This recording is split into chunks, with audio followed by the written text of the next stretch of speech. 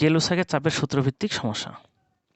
তো গেলুসাকের চাপের সূত্রটি হলো P1 T1 ইকুয়াল P2 ভাগ T2।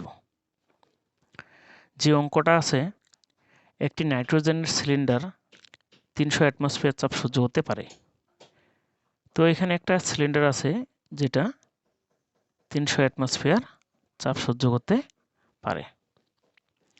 সিলিন্ডারটাকে যদি 25 ডিগ্রি সেলসিয়াস তাপমাত্রায় 250 অ্যাটমসফিয়ার চাপে নাইট্রোজেন গ্যাস ভর্তি করা হয়, তো এই সিলিন্ডারটাতে কি করা হয়েছে, 250 অ্যাটমসফিয়ার চাপে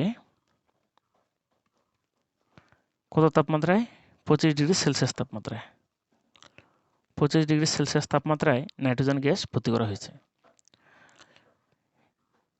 উত্তপ্ত চুল্লির নিকটে রাখা সিলিন্ডারটি কত তাপমাত্রায় বিস্ফোরিত হবে? এই সিলিন্ডারটাকে যদি একটা চুল্লির নিকট রাখা হয়, উত্তপ্ত চুল্লির নিকট, এই সিলিন্ডারটা চুল্লির নিকট রাখা হলে সিলিন্ডারের তাপমাত্রা আস্তে আস্তে বাড়তে থাকবে। তা তাপমাত্রার সঙ্গে কিন্তু চাপের সম্পর্ক আছে। তাপমাত্রা বাড়লে সিলিন্ডারের ভেতরে চাপের পরিমাণটাও বেড়ে যাবে। এখন চাপের পরিমাণ বাড়তে বাড়তে যখন 300 এর বেশি হয়ে যাবে, তখনই কিন্তু এই সিলিন্ডারটা বিস্ফোরিত হয়ে যাবে। ঠিক আছে? তাহলে 300 অ্যাটমসফিয়ার চাপ কত তাপমাত্রার জন্য, সেটা বের করব। তা বন্ধুরা, আমরা এখানে এটাকে P1 ধরে নিতে পারি আর এটাকে T1। তাহলে 25-এর সঙ্গে আমরা কি করব, কেলভিন করে নিলে 273 যোগ করব, তাহলে 298 কেলভিন।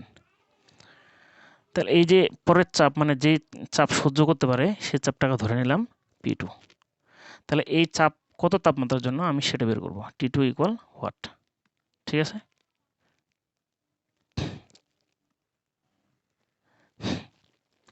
তো যেহেতু T2 বের করব, T2 ইকুয়াল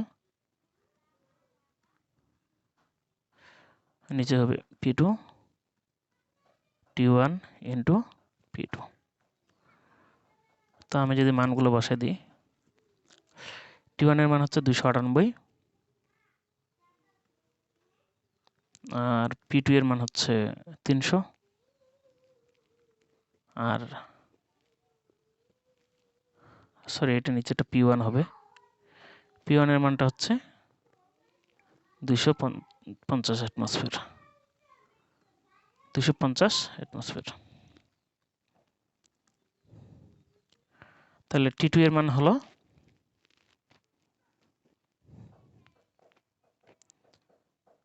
357.6 কেলভিন।